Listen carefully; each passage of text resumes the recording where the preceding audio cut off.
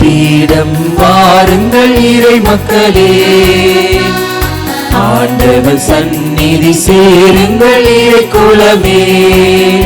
மனத்தாங்கல்களோடு அல்ல, மனமாற்றங்களோடு செல்ல. மனத்தாங்கல்களோடு அல்ல, மனமாற்றங்களோடு செல்ல. சமபந்தி விருந்தில் சங்கமிப்போம், ஆலய பீடம் வாருங்கள் இறை மக்களே. ஆண்டவர் சந்நிதி சேருங்கள் இறை குலமே.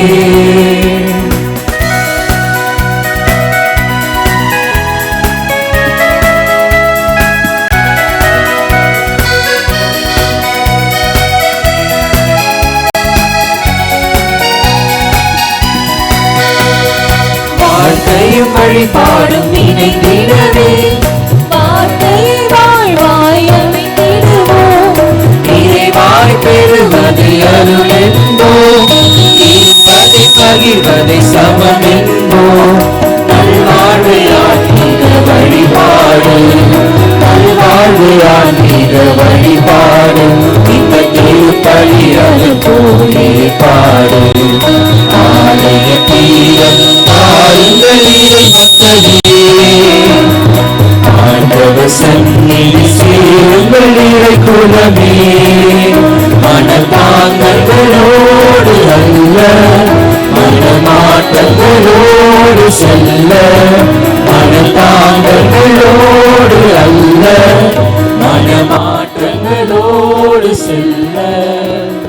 சமபந்தி விருந்தில் சங்கமிப்போம், ஆலய பீடம் வாருங்கள் இறை மக்களே. ஆண்டவர் சந்நிதி சேருங்கள் இறை குலமே.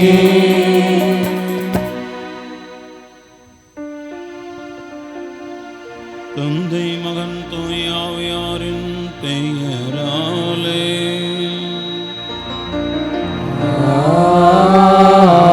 ஆமென். நம் ஆண்டவராகிய இயேசு கிறிஸ்துவின் அருளும் கடவுளின் அன்பும் தூய ஆவியாரின் தோழமையும் உங்கள் அனைவரோடும் இருப்பதாக. ஆன்மாவோடும் இருப்பதாக. திருநிதி ஆண்டவரின் நிதி அன்பர்களே, பொது காலத்தின் 3ஆம் ஞாயிறு திருப்பலியை சிறப்பிக்க அனைவரும் ஒன்றாக கூடியிருக்கிறோம். இன்று நாம் மாற்றத்தை விரும்பி நற்செய்தியை நம்புங்கள் என்ற கருத்தினை சிந்திக்க அழைக்கப்படுகின்றோம். மாற்றம் என்றால் என்ன என்று சிந்திப்போமா? மாற்றம் என்றால் ஒரு நிலையில் இருந்து மற்றொரு உயரிய நிலைக்கு மாறுதல். மனமாற்றம் என்பது உலக நிலையில் இருந்து ஆன்மீக நிலைக்கு மாறுதல், சுயநலத்திலிருந்து பொது நலத்திற்கு மாறுதல். நம் வார்த்தையில் மட்டுமல்ல, நம் செயலில் மாற்றம் கொண்டு வர வேண்டும். இறைவார்த்தையில் நாம் வாழ்வை மாற்றுகின்ற சக்தி வளமை நிறைந்திருக்கின்றது. அந்த வளமை நிறைந்த வல்லமை மிகுந்த இறைவார்த்தையில் நம் வாழ்வை அமைத்து கொள்ளவும், நம்முடைய வாழ்வினை மாற்றுவதற்கும் வழிகாட்டுவதற்கும் இறைவார்த்தையில் நம்பிக்கை கொள்வோம். என் வார்த்தைகளை நீங்கள் தொடர்ந்து கடைபிடித்து வந்தால் உண்மையாய் என் சீடர்களாய் இருப்பீர்கள் என்று இயேசு கூறியது போன்று, நம்முடைய வாழ்விற்கு இறைவார்த்தை தருகின்ற இறை திட்டத்தை புரிந்து கொண்டு ஓர் உன்னதமான சீடத்துவத்தை வாழ்வை வாழ இயேசுவின் பாதையில் பயணிக்க நாம் அழைக்கப்பட்டுள்ளோம். நமது வாழ்வு இயேசுவில் நிலைத்து நிற்கவும், நற்செய்தியின் அடிப்படையில் நாம் நடந்திடவும், இயேசு நமது வழி, உண்மை, வாழ்வு என உணர்ந்து செயல்படவும், இறை நம்பிக்கையை ஆணிவேராக வைத்து வாழ்ந்திடவும், உலக மகிழ்ச்சியை விட்டுவிட்டு கிறிஸ்துவில் இணைந்து எளிய வாழ்வு வாழவும், மனமாற்றம் அடைந்து இயேசுவை பின் செல்லவும் நம்பிக்கையோடு இத்திருப்பலியில் இணைந்து ஜெபிப்போம். நாம் இந்த தூய மர நிகழ்வை தகுதியான உள்ளத்தோடு கொண்டாட தடையாக இருக்கிற நமது குற்றங்களுக்காக குறைகளுக்காக மனவருந்தி ஆண்டவரிடத்திலே மன்னிப்பை கேட்போம். எல்லாம் அல்ல இறைவனிடமும் சகோதர சகோதரிகளிடமும் நான் பாவி என்று ஏற்றுக்கொள்கிறேன். ஏனெனில் சிந்தனையாலும் சொல்லாலும் செயலாலும் கடமையில் தவறியதாலும் பாவங்கள் பல செய்தேன். என் பாவமே, என் பாவமே, என் பெரும் பாவமே. ஆகையால் எப்பொழுதும் கன்னியான தூய மரியாதையும் வானர் தூதர் புனிதர் அனைவரையும் சகோதர சகோதரிகளை உங்களையும் நம் இறைவனாகிய ஆண்டவரிடம் எனக்காக வேண்டிக் கொள்ள மன்றாடுகிறேன். எல்லாம் இறைவன் நம் மீது இரக்கம் வைத்து குற்றம் குறைகளை எல்லாம் மன்னித்து நம்மை நிலை வாழ்வுக்கு அழைத்து செல்வாராக. ஆமென்.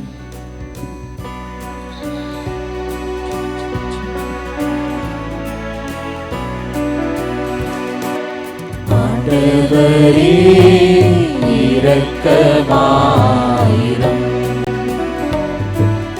ஆண்டவரே இரக்கமாயிரும். கிறிஸ்துவே இரக்கமாயிரும். கிறிஸ்துவே இரக்கமாயிரும். ஆண்டவரே இரக்கமாயிரும். ஆண்டவரே இரக்கமாயிரும்.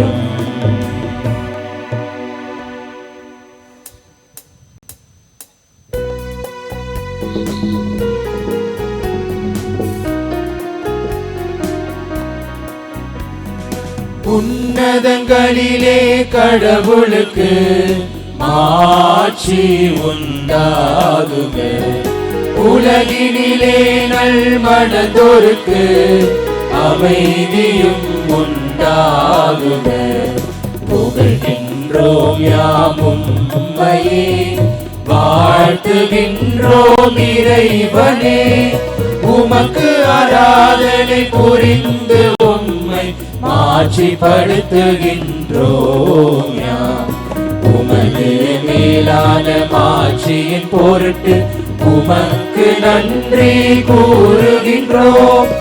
ஆண்டவராகிய இறைவனே, இணையில்லாத விண்ணரசே, ஆற்றல் அனைத்தும் கொண்டு இலங்கும் வல்ல தந்தை இறைவனே, ஒரே மகனாக உதித்த ஆண்டவர் இயேசு கிறிஸ்து இறைவனே. ஆண்டவராகிய இறைவனே, இறைவனின் திரு செம்மறியே, தந்தையினின்று என்றென்றுமாக உதித்த இறைவன் மகனே நீ. உலகின் பாவம் போக்குபவரே, நீரும் மீது இறங்குவே. உலகின் பாவம் போக்குபவரே, நீரும் மன்றாட்டை ஏற்றருள்வே. தந்தையின் வலப்பக்கம் வீற்றிருப்பவரே, நீரும் மீது இறங்குவே. ஏனெனில் இயேசு கிறிஸ்துவே நீரொருவரே தூயவர், நீரொருவரே ஆண்டவர், நீரொருவரே உன்னத தூய ஆவியோடு தந்தை இறைவனின் மாட்சியில் இருப்பவர் நீரே.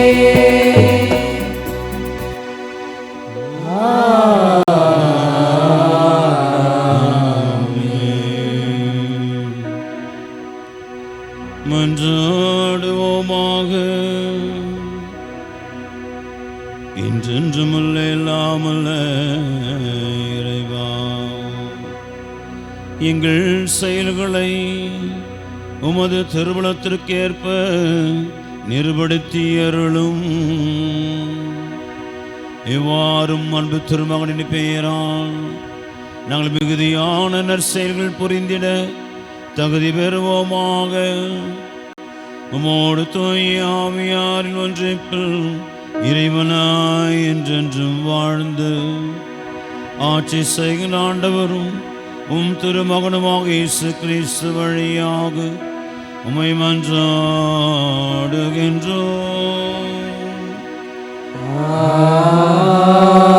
ஆமென்.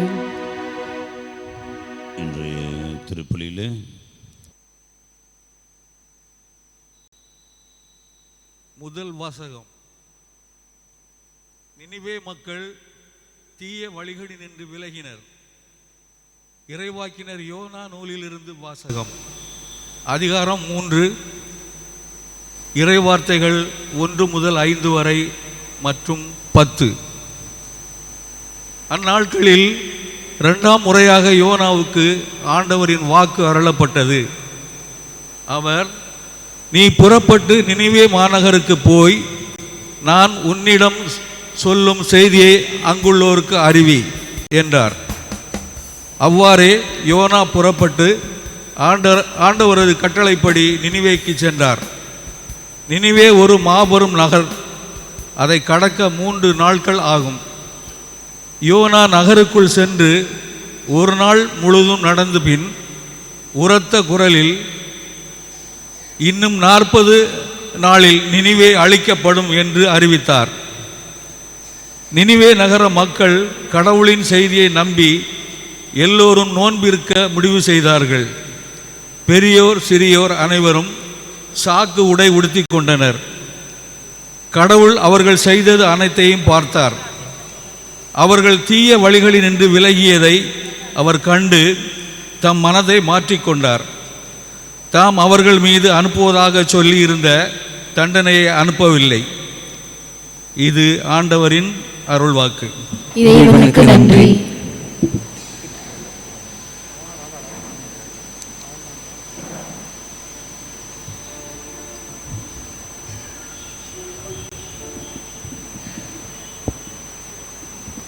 பதிலுரை பாடல் பல்லவி.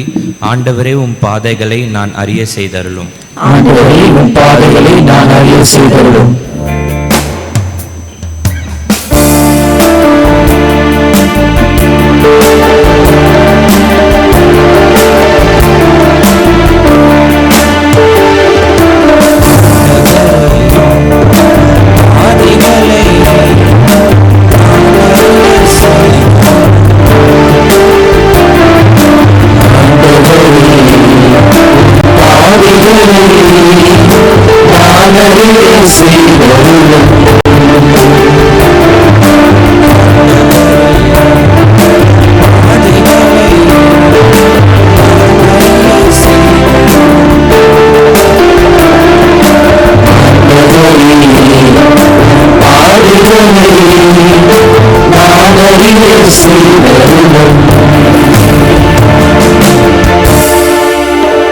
ஆண்டவரே உம் பாதைகளை நான் அறிய செய்தருளும்.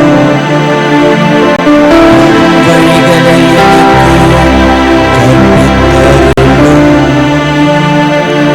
உமது உண்மை நெறியில் என்னை நடத்தி எனக்கு கற்பித்தருளும்.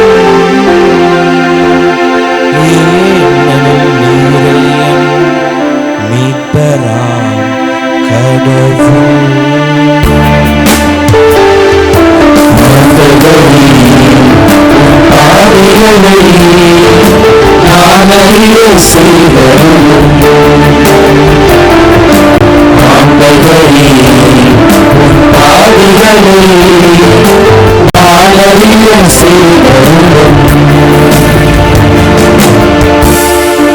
ஆண்டவரே உமது இரக்கத்தையும் உமது பேரன்பையும் நினைத்தருளும். ஏனெனில் அவை தொடக்கம் முதல் உள்ளவையே. உமது பேரன்பிற்கேற்ப என்னை நினைத்தருளும். ஏனெனில் ஆண்டவரே நீரே நல்லவர்.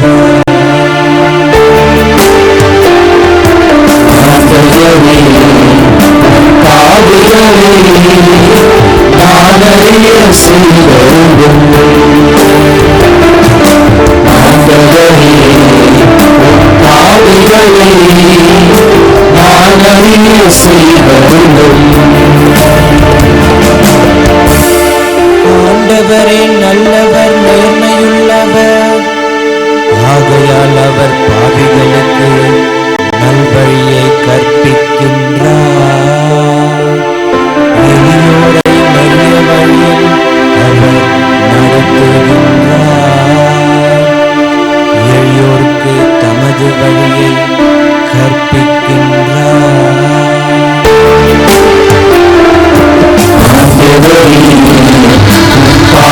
பாதைகளை நான் அறிய செய்தருளும். ஆண்டவரே பாதைகளை நான் அறிய செய்தருளும்.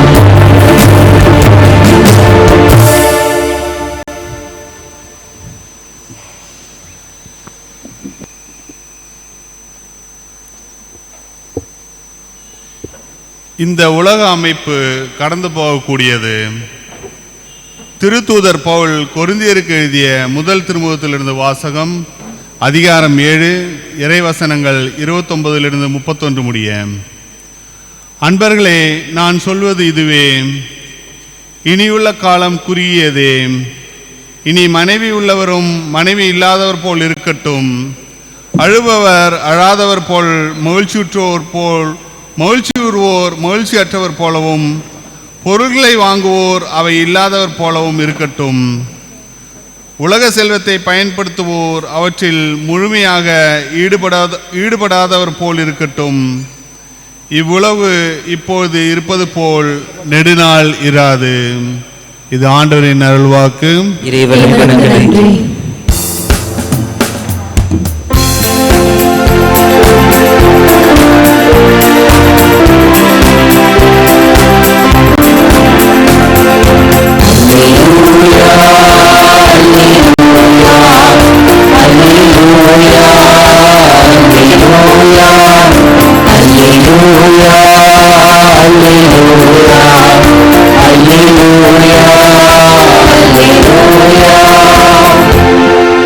இறையாட்சி நெருங்கி வந்துவிட்டது.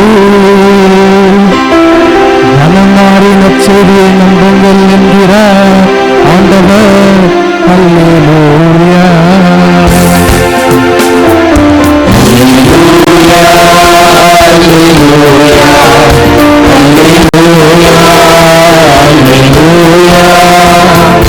ஆண்டவங்களோடு இருப்பாராக.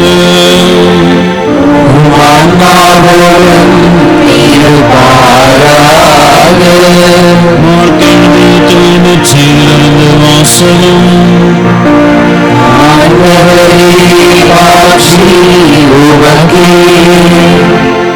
பிரிவு 1, இறைவசனங்கள் 14 முதல் 20 முடிய. யோவான் கைது செய்யப்பட்ட பின் கடவுளின் நற்செய்தியை பறைசாற்றிக் கொண்டே இயேசு கலிலியாவிற்கு வந்தார். காலம் நிறைவேறிவிட்டது, இறையாட்சி நெருங்கி வந்துவிட்டது, மனம் மாறி நற்செய்தியை நம்புங்கள் என்று அவர் கூறினார். அவர் கலிலியா கடலோரமாய் சென்றபொழுது சீமோனையும் அவர் சகோதரரான அந்திரியாவையும் கண்டார். மீனவர்களான அவர்கள் படகில் வலை வீசிக் கொண்டிருந்தார். இயேசு அவர்களை பார்த்து, என் பின்னே வாருங்கள், நான் உங்களை மனிதரை பிடிப்பவர் ஆக்குவேன் என்றார். உடனே அவர்கள் வலைகளை விட்டுவிட்டு அவரை பின்பற்றினார்கள். பின்னர் சற்று அப்பால் சென்றபோது செபதேயின் மகன் யாக்கோப்பையும் அவர் சகோதரரான யோவானையும் இயேசு கண்டார். அவர்கள் படகில் வலைகளை பழுது பார்த்து கொண்டிருந்தார்கள். உடனே இயேசு அவர்களையும் அழைத்தார். அவர்களும் தங்கள் தந்தை செபதேயுவை கூலி ஆட்களோடு படகில் விட்டுவிட்டு அவர் பின் சென்றார்கள். ஆண்டவரின் அருள்வாக்கு.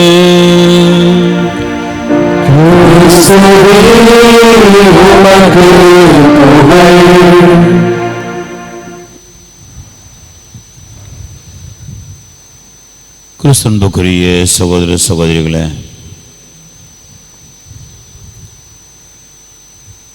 இந்த உலகம் மாபெரும் ஒரு இறப்பை கண்டது என்று சொன்னால் அது நம்முடைய புனித அன்னை தெரேசாவுடைய அந்த இறப்பாகத்தான் இருக்கும். ஒரு சாதாரண ஒரு பெண்மணியாக, ஒரு கன்னியாக இந்த இந்தியாவிற்கு வந்தபோது இந்த குடிசைகளிலே சென்று அவர் பணிபுரிந்த போது அதனால் ஏற்பட்ட அந்த பாதிப்பு உலகம் முழுவதும் பரவியிருந்ததை நாம் அறிவோம். அவர் இறந்தபோது நடந்ததுதான் முக்கியமானது. பல காரியங்களை வாழ்ந்தபோது செய்திருக்கிறார், சொல்லியிருக்கிறார். ஆனால் இறந்தபோது அங்கே நடந்த நிகழ்வு 46 நாடுகளிலிருந்து உலகத் தலைவர்கள் வந்து அந்த இறப்பிலே கலந்து கொள்கிறார்கள். அவருக்கு இராணுவ மரியாதை அளிக்கப்பட்டது. தேசிய கொடி அவர் மீது போர்த்தப்பட்டு இராணுவ ஊர்தியிலே அவள் வந்து அந்த கல்லறைக்காக எடுத்து செல்லப்படுகிறார். ஏராளமான மக்கள், இப்படி உலகத் தலைவர்கள் எல்லோருமே அவருடைய இறப்பிலே கலந்து கொள்கிற அளவுக்கு அவர் செய்த காரியம் என்ன? எல்லாருக்கும் நம்ம தெரிஞ்ச, நம்ம வெளிப்படையாக பார்த்து அனுபவித்த காரியம்தான். சாதாரண ஏழை எளிய மக்களில் ஆண்டவரை கண்டுகொண்டார். நோயாளிகளில் ஆண்டவரை கண்டுகொள்கிறார். ஒரு மருத்துவர் ஒரு வெளிநாட்டிலிருந்து வந்து இவர் செய்வதெல்லாம் பார்க்கிறார்.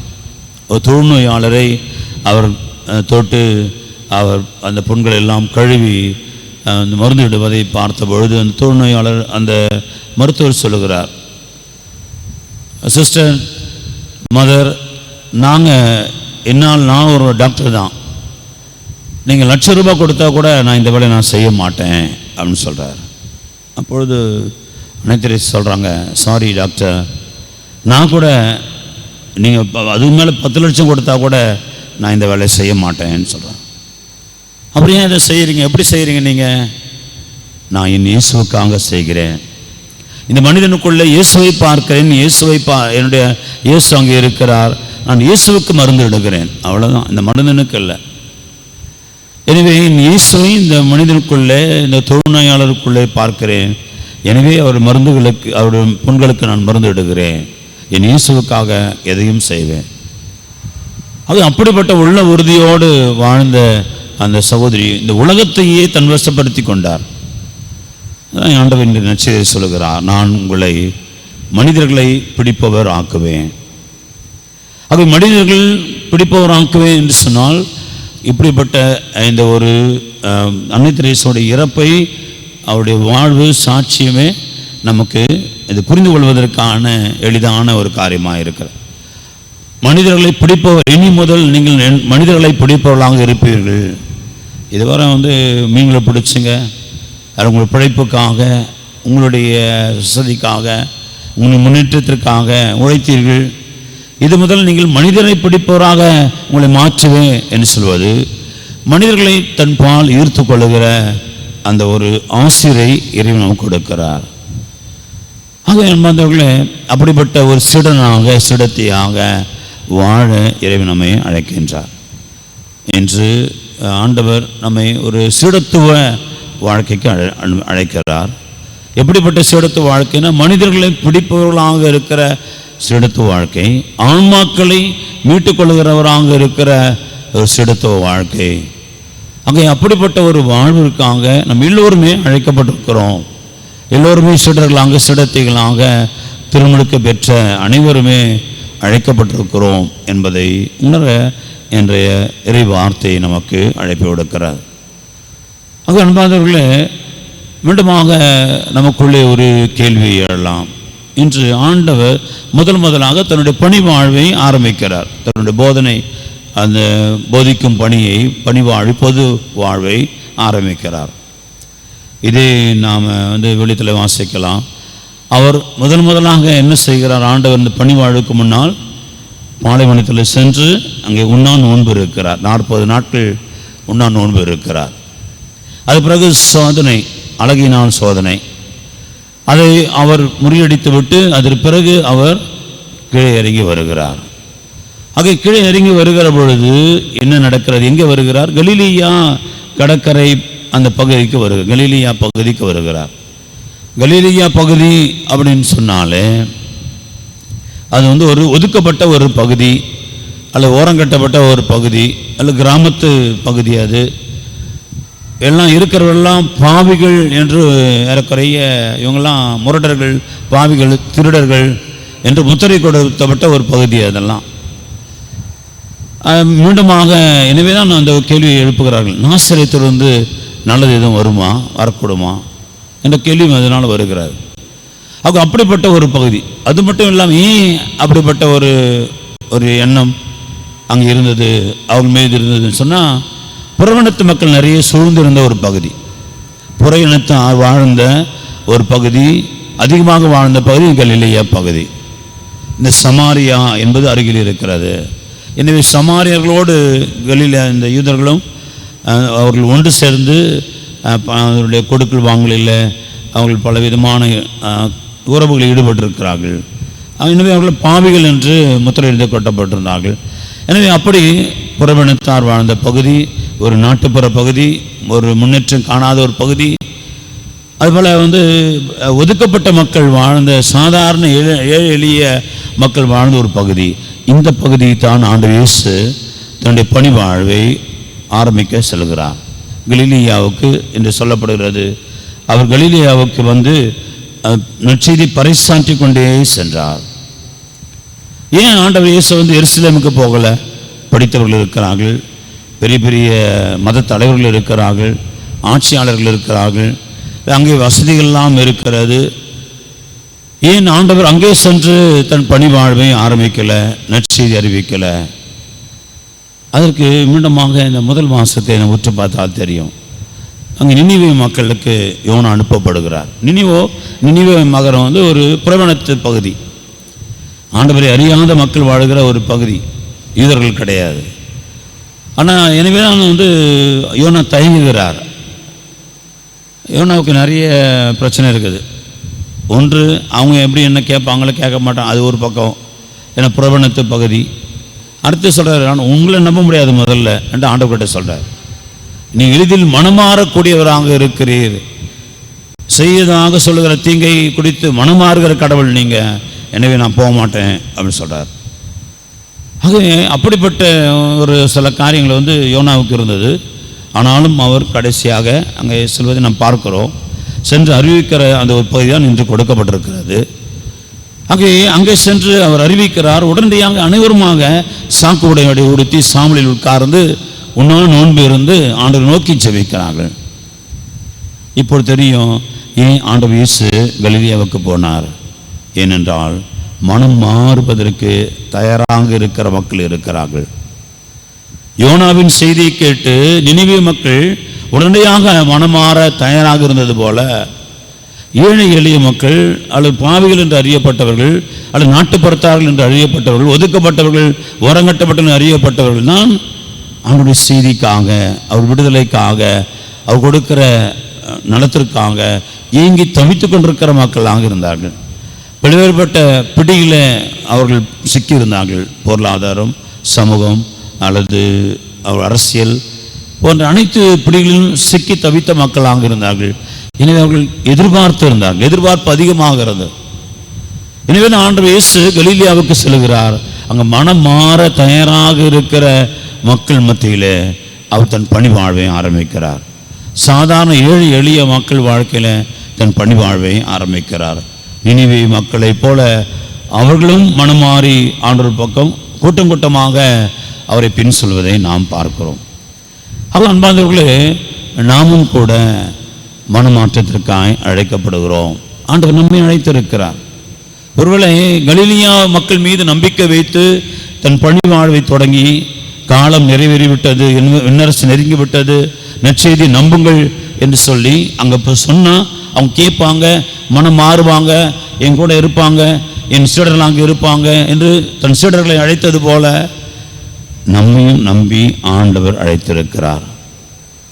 நான் என் மகனுக்கு, என் மகளுக்கு, இந்த குடும்பத்திற்கு நான் சொன்னால் இவர்கள் நம்பி என் நற்செய்தியை நம்பி வாழ்வு பெறுவார்கள், நற்செய்தி நம்பி ஆசிரியரோடு இருப்பார்கள், நற்செய்தி நம்பி இவர்கள் எனக்கு சாட்சிகளாக இருப்பார்கள், என் சீடர்களாக இருப்பார்கள் என்று சொல்லி ஆண்டவர் நம்மீது நம்பிக்கை வைத்து, நம்மீது அவ்வளவு பெரிய எதிர்பார்ப்பை வைத்து ஆண்டவர் இன்று நம்மையும் நம் குடும்பத்தையும் அவருடைய சீடர்களாக வாழ சுடத்திகளாக வாழ, சாட்சிகளாக வாழ அழைத்திருக்கிறார். எனவே அன்பானவர்களே, நாம் பாக்கியவான்கள். ஆண்டவர் நம்மை தேடி வந்திருக்கிற கடவுள் நம்மை நம்பி அவருடைய நற்செய்தி நம் கையில் ஒப்படைத்திருக்கிறார். நம்மை நம்பி ஆண்டவர் தன் சுடர்களாக ஏற்படுத்தி அவர் அந்த நற்செய்தி வாழ்வில் நாம் இன்னும் அதிகமாக வாழ வேண்டும் என்று விரும்புகிறார். அதற்கு அடிப்படையான ஒரு காரியத்தை இன்று கேட்கிறார். மனம் மாறுங்கள். மனம் மாறணும் அப்படின்னு சொன்னால் நற்செய்தி நம்புங்கள். ரெண்டுமே ஏறக்குறைய ஒன்று தான். மனம் மாறினா தான் நற்செய்தி நம்ப முடியும், நற்செய்தி நம்பினா தான் மனம் மாற முடியும். ஆக இந்த மனமாற்றத்தை விரும்புகிற கடவுளாக அவர் நம்மிடம் எதிர்பார்க்கிறார். அதற்கு 2ஆம் வாசகம் என்று பவுல் கொரிந்தியருக்கு எழுதிய திருமுகத்தில் வாசிக்க கேட்டோம். என்ன செய்யணும்? எனக்கு சொல்லப்படுகிறது, மனைவி உள்ளவர் மனைவி இல்லாதவர் போலும், அழுபவர் அழாதவர் போலும், மகிழ்ச்சி அற்றவர் போலும், பொருட்களை வாங்குவோர் அவை இல்லாதவர் போலும் இருக்கட்டும். உலக செல்வத்தை பயன்படுத்துவோர் அவற்றில் முழுமையாக ஈடுபடாதவர் போல் இருக்கட்டும். ஏன் அப்படின்னா, இந்த பணம், பொருள், குடும்பம், சுற்றம், உறவு இவற்றை விட இந்த ஆண்டவரை முன்னிலைப்படுத்த வேண்டும். அதற்காக இது இருந்தும் இல்லாத போல் வாழ்க்கையை நாம் வாழ கற்றுக்கொள்ள வேண்டும். இதெல்லாம் ஆசீர்வாதம் தான். ஆனால் அதை விட பெரிய ஆசீர்வாதம், எல்லா செல்வத்திலும் பெரிய செல்வம் பவுல் சொல்றார், ஒப்பற்ற என் செல்வம் ஆண்டவராக இயேசு கிறிஸ்துவை அறிவது. ஆக அந்த செல்வத்தை மையப்படுத்தி முன்னிலைப்படுத்தி அவரை மகிமைப்படுத்த நாம் அழைக்கப்படுகிறோம். எனவே தான் சொல்கிறார், மனைவி இல்லாதது போல இருக்கணும், பொருட்கள் வாங்குவோர் அதை பயன்படுத்தாத போல இருங்க, அல்லது பெரிய செல்வத்தை கொண்டிருப்பவர் இல்லாத போல இருங்க.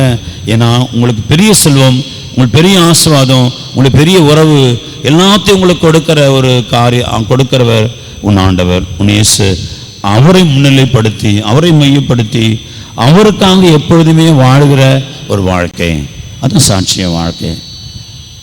அன்பர்களே, இயேசுவை பார்ப்போம். தொடர்ந்து ஆண்டவர் நம்மை அப்படிப்பட்ட ஒரு சீடர்களாக வாழ அழைக்கின்றார்.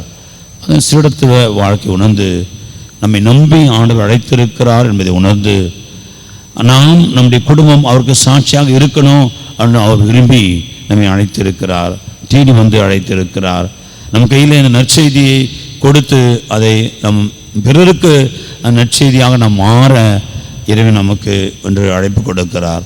எனவே இந்த நற்செய்தியை நாம் வாழ்வாக்குவோம், நற்செய்தியின் சாட்சியங்களாக இருப்போம், நற்செய்தி நாம் விசுவசிப்போம், அதை பிறருக்கும் வழங்கி நாமும் அன்னை தெரேசாவை போல ஒரு மிக சிறந்த ஒரு நற்செய்தி தூதுவராக மாற இந்த திருப்பலியிலே மன்றாடுவோம். ஆமென்.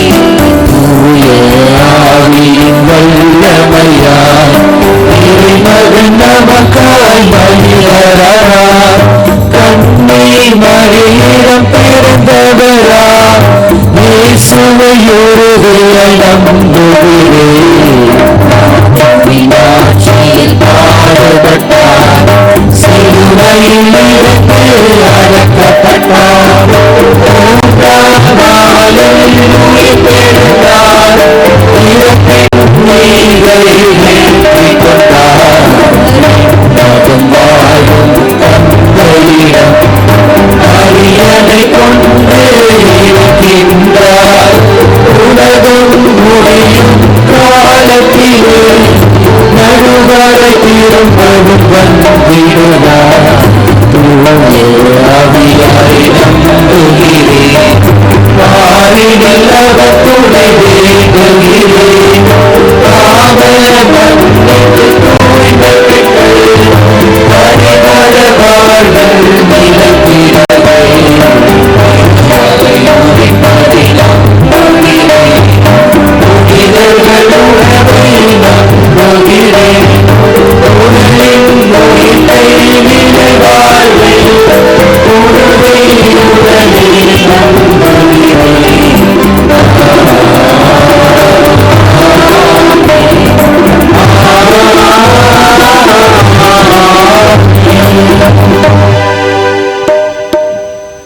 உள்ளவர் என்றும் எப்பொழுதும். யாரை அழைத்திருக்கிறாரோ அவரை தகுதிப்படுத்துகிற ஆண்டவராக இருக்கிறார். யாரை தகுதிப்படுத்தினாரோ அவரை தமக்கு ஏற்புடையவராக ஏற்றுக்கொள்கிற, அதற்கு ஒரு வல்லமை ஆற்றலையும் கொடுக்கிற கடவுளாக இருக்கிறார். ஆகவே நற்செய்தியை நம் கையில் நம்பி ஒப்படைத்த ஆண்டவர் அது நற்செய்தி வாழ்வுக்காக, சாட்சி வாழ்வுக்கான வல்லமையும் ஆற்றலையும் கொடுக்க நாம் ஆண்டவரிடத்தில் மன்றாடி பெற்றுக்கொள்வோம். எம் அன்பு தந்தையே, எம் இறைவா, எம் திரு அவையின் திருத்தந்தை, ஆயர்கள், குருக்கள், துறவரத்தார் மற்றும் பொதுநிலையினர் உமது மனமாற்ற நற்செய்தியினை உணர்ந்து தங்களின் வாழ்வால் மற்றவர்களுக்கு அழைப்பின் மேன்மையை உணர செய்யும் இயேசுவின் சீடர்களாய் ஒளிர்ந்திட தேவையான வரங்களை அருள் பொழிய வேண்டுமென்று இறைவா உம்மை மன்றாடுகின்றோம். அரவணைக்கும் தந்தையை எம் இறைவா, எங்கள் குடும்பங்களில் உள்ள அனைவரும் நினைவே மக்களைப் போல் மனம் மாறி இவ்வுலக நாட்டங்களிலிருந்தும் அழிவுகளிலிருந்தும் தங்களை காட்டு கொண்டு புது வாழ்வு பெற்றிட உம்மில் என்றும் ஒன்றிணைந்து வாழ்க்கை நடத்திட உமது அருளை பொழிய வேண்டுமென்று இறைவா உம்மை மன்றாடுகின்றோம். கரிசனை அன்பு மிகுந்த தந்தையை எம் இறைவா, உலகெங்கும் துன்புறும் அவைக்காகவும் உம் பணியாளர் படும் வேதனைகளிலும் அவர்களின் நோயிலும் அச்சுறுத்தலிலும் உடனிருந்து அவர்களை காத்து நலமுடன் தங்கள் பணிகளை செவ்வனே செய்திட தேவையான வரங்களை தர வேண்டும் என்று இறைவா உம்மை மன்றாடுகின்றோம். எம்மை படைத்து ஆளும் எம் இறைவா, திரு அவையின் அச்சாணிகளாக இளைஞர்கள் உருவாக அவர்களின் பெற்றோர்கள் எடுக்கும் முயற்சிகள் வெற்றி பெறவும் தம் தூய வாழ்வால் இவ்வுலகம் அவர்களை திரும்பி பார்க்கின்ற இயேசுவின் சீடர்களாய் மாறிட தேவையான ஞானத்தையும் திறமைகளையும் மன உறுதியையும் பொழிய வேண்டும் என்று இறைவா உம்மை மன்றாடுகின்றோம். அன்பிய வாழ்வை செம்மைப்படுத்தும் இறைவா, எம் பங்கில் உள்ள அனைவரும் அன்பியமாய் கூடி திரு அவையுடன் இணைந்து உழைக்கவும் மனமாற்றம் உடனே தேவை என்பதை உணர்ந்து இறைவார்த்தை பணி சிறப்பாக செய்து தேவையான வரங்களை தர வேண்டும் என்று இறைவா உம்மை மன்றாடுகின்றோம். தனிப்பட்ட தேவைகளுக்காக ஒருக்கமாய் மன்றாடுவோம். குடும்பங்களை ஒப்புக் கொடுப்போம். இறைவன் நம்மை நம்பி, நம் குடும்பத்தை நம்பி நற்செய்தியை கையிலே ஒப்படைத்திருக்கிறார். நாம் வாழ்ந்து அவருக்கு சாட்சியம் பகர வேண்டும் என்று விரும்புகிறார். நம்முடைய குடும்பத்தையும் குடும்பத்தில் உள்ள பிள்ளைகளையும் நம்முடைய அனைத்து வகையான உழைப்பையும் முயற்சிகளையும் கொடுப்போம்.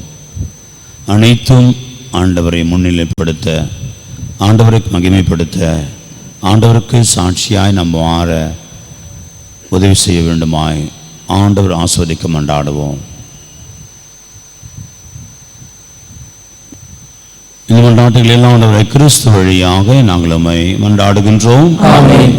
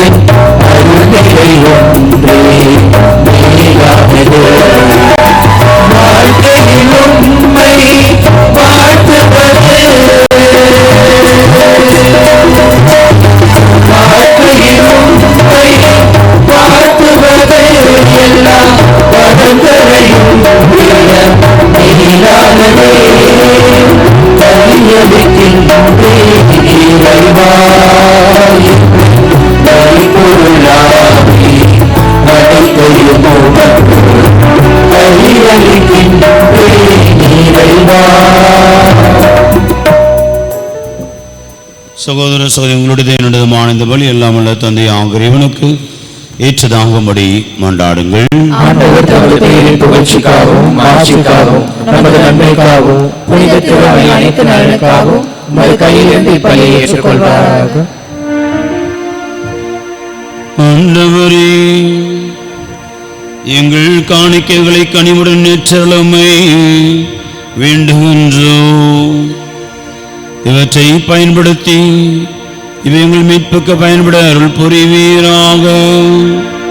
எங்கள் ஆண்டவராக கிறிஸ்து வழியாக உம்மை மன்றாடுகின்றோம்.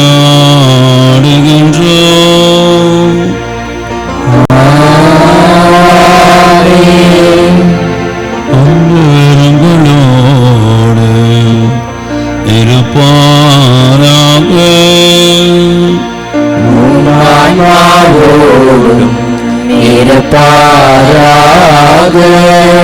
இதயங்களை மேலே எழுப்புங்கள்.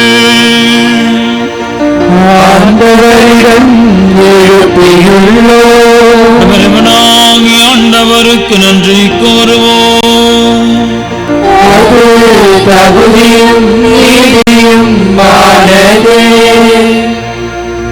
ஆண்டவரே, தூயவரான தந்தை, இன்றும் வாழில்லாமல் இறைவா, இந்நாளும் இவ்விடத்திலும் நாங்கள் உமக்கு நன்றி செலுத்துவது மெய்யாகவே தகுதி நீதியுமாகும். எங்கள் கடமையும் மீட்புக்குரிய செயலுமாகும். ஏனெனில் எங்களுக்கு மீட்பரை அனுப்பும் அளவுக்கு உலகின் மீது பரிவன்பு கொண்டீர். அவர் பாவம் தவிர மற்ற அனைத்தும் எங்களை போல இருக்க திருவுளம் கொண்டீர். இவ்வாறு திருமகன் செலுத்திய அன்பை எங்கள் மீதும் செலுத்துகின்றேன். நாங்கள் கீழ்ப்படியாமையால் பாவம் செய்து இழந்த உம்முடைய கொடைகளை அவருடைய கீழ்ப்படிதலால் மீட்டு எங்களுக்கு அருளுகின்றேன். ஆகவே ஆண்டவரே, வானதூத புனிதர் அனைவரோடும் நாங்களும் சேர்ந்து உமது பெருமை பரிசாற்றி அக்களிப்புடன் பாடுவதாவது.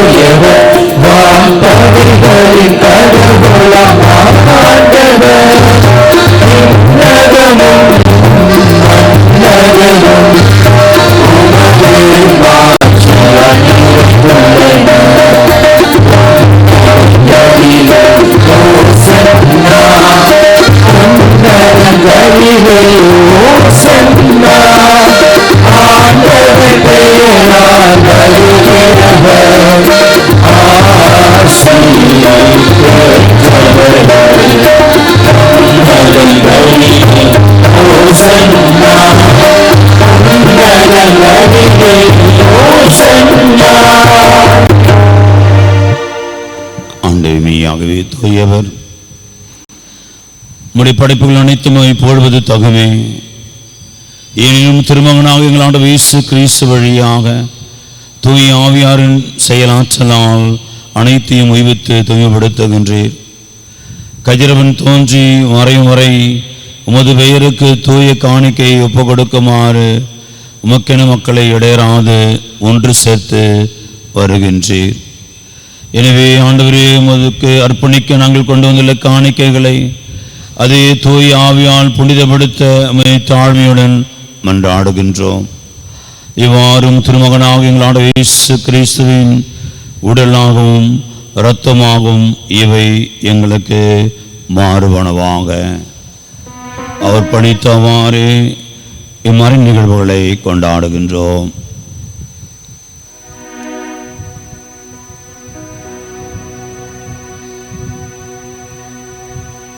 ஏனெனில் அவர் காட்டிக் கொடுக்கப்பட்ட இரவில் அப்பத்தை எடுத்து உமக்கு நன்றி செலுத்தி ஆசி வழங்கியதை பெற்று தம் சீடருக்கு அளித்து அவர் கூறியதாவது,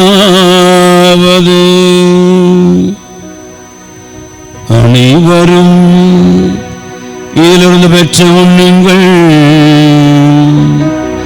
ஏனெனில் இது உங்களுக்காக கையளிக்கப்படும்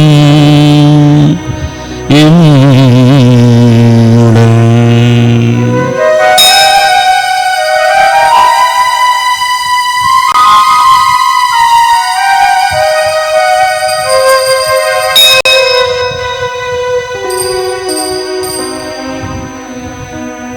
வண்ணமே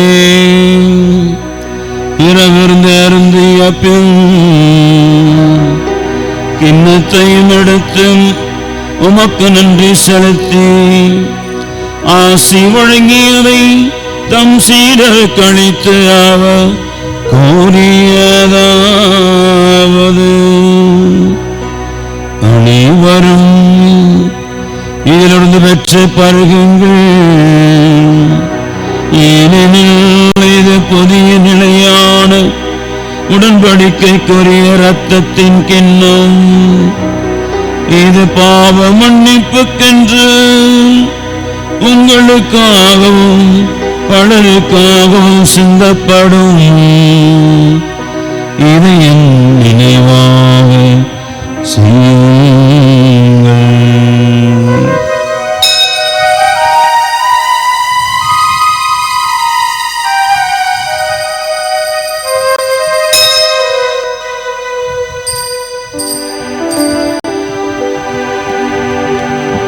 நம்பிக்கையின் மறை பொருள்,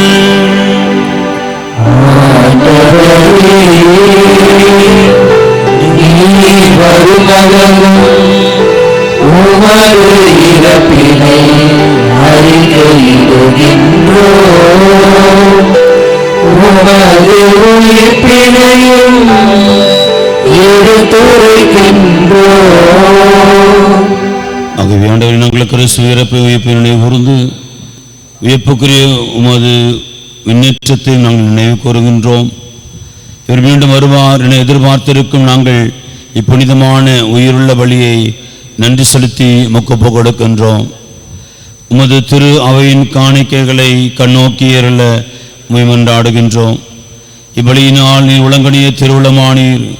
இவ்வாறு உம்முடைய திருமகனின் திருவுடல் திரு ரத்தத்தினால் ஊட்டம் பெறும் நாங்கள் தூய் ஆவியால் நிரப்பை பெற்று கிறிஸ்துவுக்குள் ஒரே உடலும் ஒரே உள்ளமும் உடையவராக விளங்க செய்வீராக. இவரே எங்களை எமக்கென்றும் காணிக்கையாக்குவாராக. இவ்வாறுமால் தேர்ந்து கொள்ளப்பட்டவர்களோடு முதலாக புனிதமிக்க கன்னியும் கடவுளின் தாயுமான மரியா, அவருடைய கணவரான யோசேப்பு, புனித திரு தூதர்கள், மாட்சிமிகு மறை சாட்சியர், மற்ற புனிதர்கள் அனைவரோடும் நாங்கள் உம்மை உரிமை பெற்றுக்கு தகுதியோடு ஆவோமாக.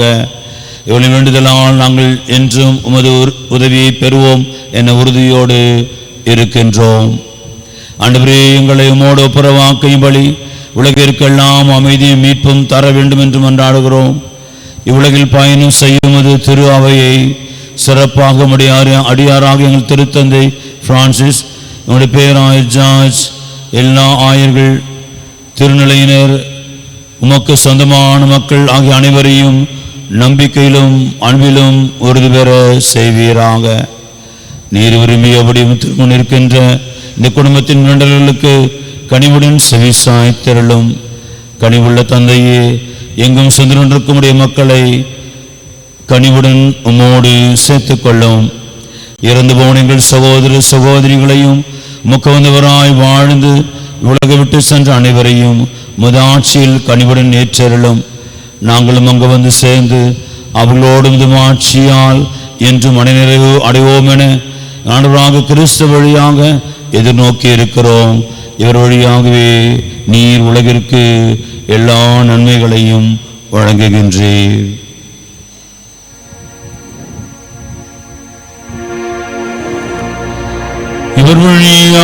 ஆண்டவரோடி வரும் இல்லாமல் இறைவனாகிய தந்தையே, தூயாவியாரின் ஒன்றிப்பில் எல்லா புகழும் ஆட்சியும் என்றென்றும் உமக்கு உரியதே.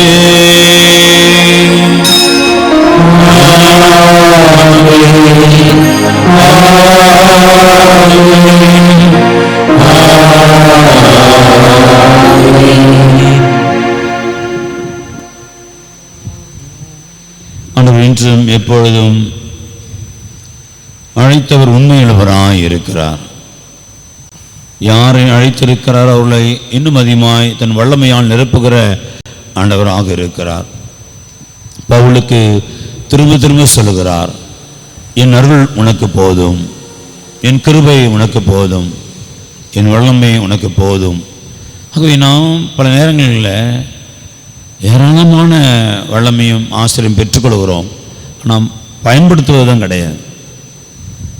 சொல்கிறாங்க, இந்த அறிவு மூளையை நாம் பயன்படுத்துவதை பார்த்தா 1% கூட முழுசாக பயன்படுத்தலைன்றாங்க. அவர் படைத்த அந்த அவ்வளோ வல்லமையான படைத்த ஒரு அந்த மூளையை நம்ம பயன்படுத்த கிடையாது. அவ்வளோதான் அவர் கொடுக்குற நிறைய ஆசீர்வாதங்கள் எப்படி தான் நாம் பயன்படுத்தாமலே, அவருடைய மகிமைக்காக எடுத்து பயன்படுத்தாமலே இருக்கிறோம். எல்லாருக்கும் கொடுக்குறார் ஆண்டவர், எல்லாரையும் ஆஸ்வதிக்கிறார், எல்லாருக்கும் வல்லமைப்படுத்துகிறார், தன்னுடைய சாட்சிகளாய் வாழ்வதற்கான வல்லமை எல்லாருக்கும் கொடுக்கிறார். நாம் தான் அதை விரும்பி ஈற்று வாழ்வது கிடையாது. எனவே நாம் நம்முடைய குடும்பம் யெஷுவா சொல்வது போல நானும் என் வீட்டாரும் ஆண்டவருக்கு ஊழியம் புரிவோம். எனவே எல்லோரும் சேர்ந்து ஆண்டவருக்கு மகிமைப்படுத்த, அவருக்கு சாட்சியமாக இருக்க கரங்களை விரித்து மன்றாடுவோம். விண்ணுலகில் இருக்கிற எங்கள் தந்தையே, உமது பெயர் தூயது என போற்ற பெறுக. உமது ஆட்சி வருக. உமது திருவுளம் விண்ணுலகில் நிறைவேறுவது போல மண்ணுலகிலும் நிறைவேறுக. எங்கள் அன்றாட உணவை இன்று எங்களுக்கு தாரும். எங்களுக்கு எதிராக குற்றம் செய்வோரை நாங்கள் மன்னிப்பது போல எங்கள் குற்றங்களை மன்னியும். எங்களை சோதனைக்கு உட்படுத்தாதையும் தீமையிலிருந்து எங்களை விடுவித்தருளும். ஆண்டவரே, தீமை அனைத்துலையும் விடுவித்து எங்கள் வாழ்நாளில் அமைதியை கனிவோடர்களும் என்றாடுகிறோம். முதிரக்கத் உதவி நாங்கள் பாவத்திலிருந்து விடுதலை பெற்று யாதொரு கணக்கமின்றி நலமாயிருப்போமாக. நாங்கள் எதிர்நோக்கி இருக்கும் பேரின்பத்திற்காகவும் மீட்பராக இயேசு கிறிஸ்துவின் வருகைக்காகவும் காத்திருக்கின்றோம். ஆண்டவராக இயேசு கிறிஸ்துவை அமைதி உங்களுக்கு விட்டு சொல்லுகிறேன், என் அமைதி உங்களுக்கு அளிக்கிறேன் என்று திரு தூதர்களுக்கு மொழிந்தீர். எங்கள் பாவங்களை பாராமல் முத்துருவாவை நம்பிக்கையை கண்ணோக்கி திருவுளத்திற்கு ஏற்ப அதற்கு அமைதியும் ஒற்றுமையும் அளித்தருள்வீராக. என்றென்று வாழ்ந்து ஆட்சி செய்கின்றவர் நீரே. அவனுடைய அமைதி என்றும் உங்களோடு இருப்பதாக. ஒருவருக்கொருவர் ஆண்டவர் தரும் அமைதியை பகிர்ந்து கொள்வோம். சமாதானம்.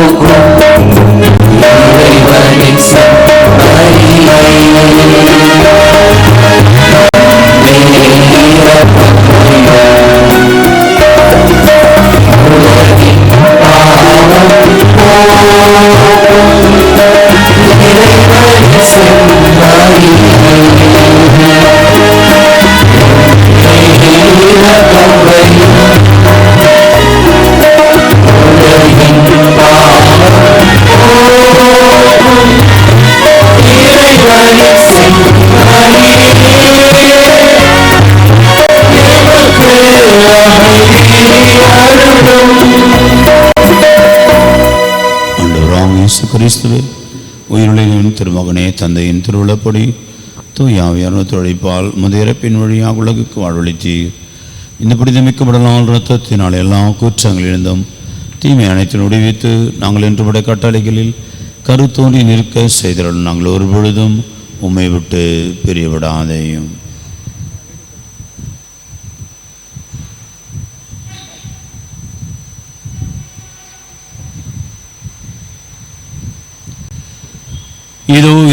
இயேசு கிறிஸ்துவின் குற்றங்கள் பலவீனங்கள் பாவங்கள் எல்லாம் போக்குகின்ற இறைவனின் செம்மறி, என்றும் எப்பொழுதும் நம்மோடு இருந்து நம்மை பலப்படுத்துகிற ஆண்டவர், கிருபையினால் அருளினால் நம்மை நிரப்பி அவருக்கு ஏற்ற சாட்சிகளாய் சுடத்தைகளாய் வாழ நம்மை தேடி வருகிறார். விருந்துக்கு அழைக்க பெற்ற நம் அனைவரும் பேறு பெற்றோர். ஆனால் ஒரு வார்த்தை மட்டும் சொல்லிவிடும், எனது ஆன்மா நலமடையும்.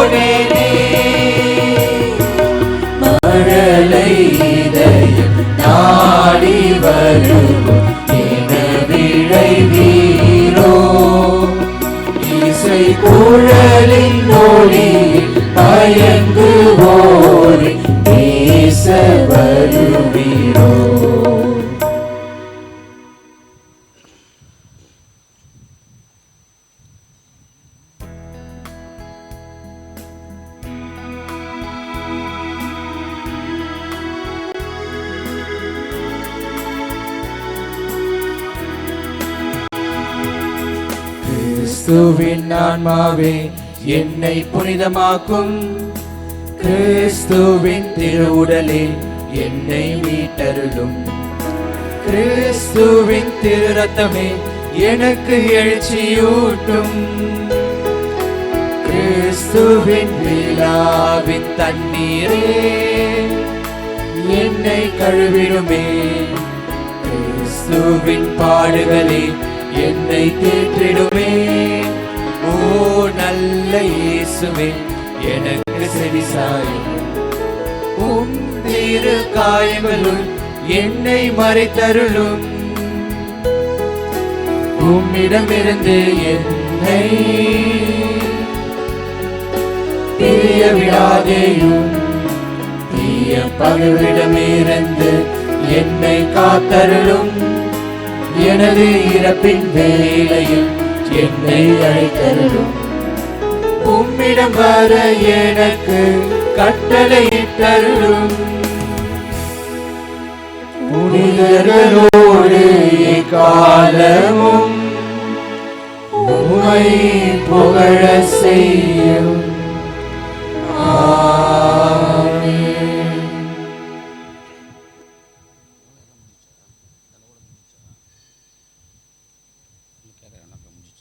பொதுக்காலம் 3ஆம் ஞாயிறு. இன்றைய ஞாயிறு வழிபாட்டை சிறப்பித்தோர் ஷாலோம் அன்பிய இறை மக்கள். அவர்கள் நமது வாழ்த்துக்களின் ஜெபங்களையும் அன்போடு தெரிவித்துக் கொள்கின்றோம். வருகின்ற வாரம் கிறிஸ்துவ தொழிலாளர் இயக்கத்தை சார்ந்த சகோதர சகோதரிகள் சிறப்பிப்பார்கள். சென்ற வார காணிக்கை ரூபாய் 13,290. இன்று திருப்பலி முடிந்த பிறகு, இரண்டாவது திருப்பலி முடிந்த பிறகு அன்பிய பொறுப்பாளர்கள் மற்றும் பங்கு பேரவை உறுப்பினர்களுக்கான சிறப்பு கூட்டமானது நடைபெறும். ஆகவே அனைத்து உறுப்பினர்களும் இதில் தவறாமல் கலந்து கொள்ள உங்களை அன்போடு கேட்டுக்கொள்கின்றோம்.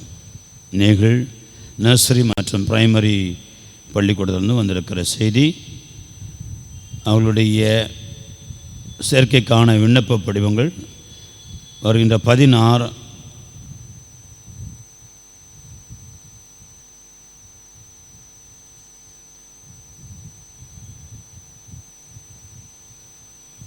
ஜனவரி 16 ஆரம்பித்திருக்கிறது. நமக்கு இப்போ தான் கடிதம் வந்திருக்குது. ஜனவரி 16 வருகின்ற 10ஆம் தேதி வரை, பிப்ரவரி மாதம் 10ஆம் தேதி வரை நடக்கிறது எல்கேஜிக்காக. ஆகவே பிள்ளைகளை இந்த பள்ளிகளில் சேர்க்க விரும்புவோர் இந்த ஆன்லைன் மூலமாக விண்ணப்பங்களை பூர்த்தி செய்து சேர்க்கையை பெற்றுக்கொள்ள அன்போடு கேட்டுக்கொள்கின்றோம். அன்பார்ந்தவர்களே, நம்முடைய திருத்தலைவர் கிறிஸ்மஸ்க்காக கொடுக்கப்பட்ட கவர்கள் ஏறக்குறைய இதுவரை நேற்று வரை 96 குடும்பங்கள் கொடுத்துருக்குறாங்க. அந்த 96 குடும்பங்கள் ஒட்டுமொத்தமாக கொடுத்த தொகை 42,300 ரூபாய். கொடுத்த நல்ல உள்ளங்களுக்கு வாழ்த்துக்கள். சேகர் ஆர்ட் செமினரி நம்முடைய பூந்தமல்லி திருதிய குருமடம் தனது ஸ்பான்சர்ஸ் டே அன்றைய அந்த சிறப்பிக்கிறாங்க. வருகிற 28ஆம் தேதி வருகிற ஞாயிற்றுக்கிழமை மாலை 5:30 மணிக்கு இந்த ஸ்பான்சர்ஸ் டே அவங்க சிறப்பிக்கிறாங்க. ஆகவே ஒருவேளை இங்கே குருக்களுக்காக குரு மாணவர்களுக்காக ஏற்கனவே ஸ்பான்சர்ஸ் இங்கே இருந்தீங்கன்னா உங்களை நேரடியாக அழைக்கிறார்கள். வருகின்ற 28ஆம் தேதி மாலை 5:30 மணிக்கு செமினரில் நடைபெறும். அன்பார்ந்தவர்களே, சென்ற வாரம் நம்முடைய திருத்தலத்தில் பொங்கல் விழா நடத்தினோம். ஆகவே பங்களித்த அனைத்து நல்ல உள்ளவங்களுக்கும் வாழ்த்துக்கள். அதில் 2 போட்டிகள் முக்கியமான போட்டியாக வைத்திருந்தோம். நீங்கள் யாரையும் காணோம், யாரும் கூப்பிட்றேன். உரியடித்தில் 6 பேர் 2 4 5 பேர் அடிச்சிருக்கிறாங்க. தெரில, கண்ணை திறந்து விட்டாங்களான்னு தெரில. கவர்மெண்ட் அடிச்சுக்கிறாங்க. 6 பேர் அடிச்சுக்கிறாங்க மொத்தம் உரி அடித்தல். ஒருத்தர் அடிக்கிறதே பிரச்சனையாக இருக்கும். ஆனால் 5 பேரை அடிச்சு எல்லாம். ஆனால் அடித்ததெல்லாம் பார்த்திங்கன்னா தம் தோண்டு எல்லாம் கொஞ்சம் சின்ன பசங்க தான் அடிச்சிருக்கிறாங்க. ஆகவே அவர்களுக்கு நம்ம அதில் பவுலூஸ்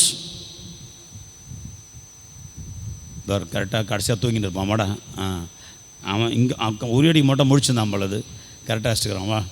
அவன் அடுத்தது ஜான் அந்தோனி. யார் John Anthony? Maxi Xavier.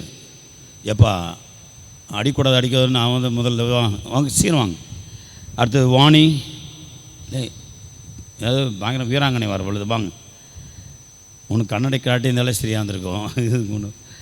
Vani. அப்புறம் வந்து ஜஸ்டின் சேவியர். யார் உங்கள் தம்பியா? அவன் பையனா? ஏன் குடும்பத்தோடு சேர்ந்து அடிச்சுக்கிறீங்க? இதில் ஏதோ நடந்திருக்குப்பா, சதி நடந்திருக்குன்னு நினைக்கிறேன். ஓகே. ஆகவே இவர்கள் அனைவருக்கும் நமது வாழ்த்துக்கள். எங்கே வாங்கடா.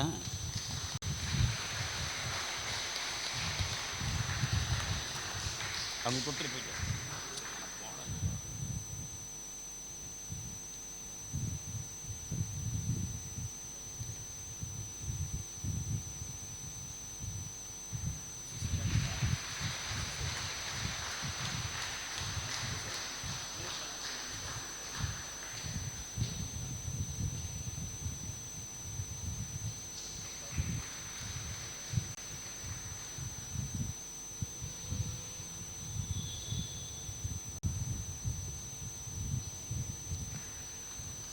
அடுத்ததாக அடுத்த போட்டி வந்து கோலம் போடுதல். அவன் வந்து அன்பியத்திற்காக கொடுக்கப்பட்ட ஒரு போட்டி. அவங்க இந்த அன்பிய போட்டியில் வந்து கலந்து கொண்டவங்க வந்து ரொம்ப ரொம்ப சொற்பமாக தான் வந்து அதில் கலந்துக்கினாங்க. ஆகவே அவர்களுக்கு பரிசு. ஆகவே முதல் பரிசு செல்கிறவர்கள் வந்து ரொம்ப ஷார்ட்டாக சின்னதாக வந்து நல்லா நேர்த்தியாக போட்டிருந்தாங்க. ஏற்கனவே சொன்ன போல் கம்பிக்கோலம் வெள்ளை மாவை பயன்படுத்தி போட்டிருந்தது தான். ஆகவே இவர்களுக்கு நமது முதல் பரிசை பெற்றுக்கொள்ள அன்னை தெரசா அன்பிய மக்கள் வாங்க. யாருமா?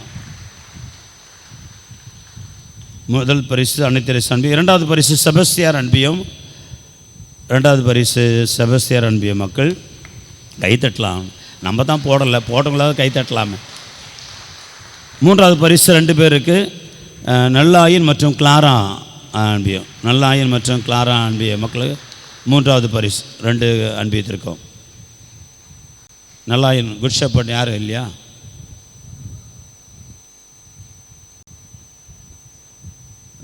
ஆகவே போட்டியிலே கலந்து கொண்டு பரிசு பெற்ற அனைவருக்கும் வாழ்த்துக்கள், பாராட்டுகள்.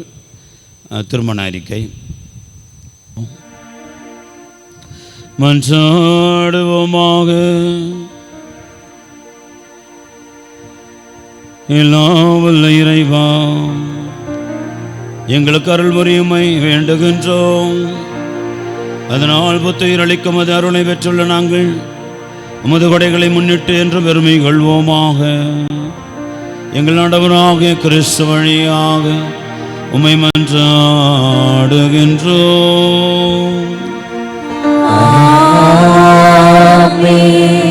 ஆண்டவங்களோடு இருப்பாராக.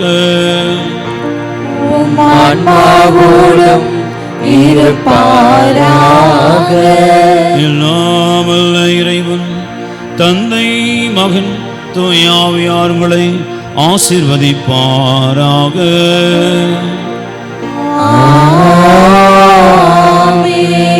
சென்று வாழுவோம். திருப்பலி நிறைவேற்றது. இறைவனுக்கு நன்றி.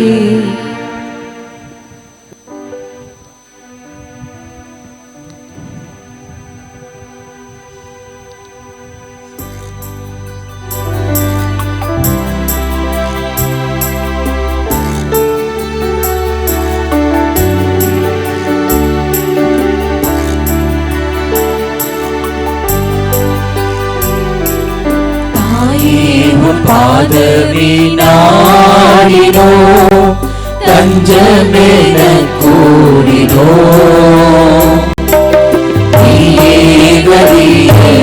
வாயார வாழ்த்தி நெஞ்சில் உரை அன்னையே பாதவி நாடினோ.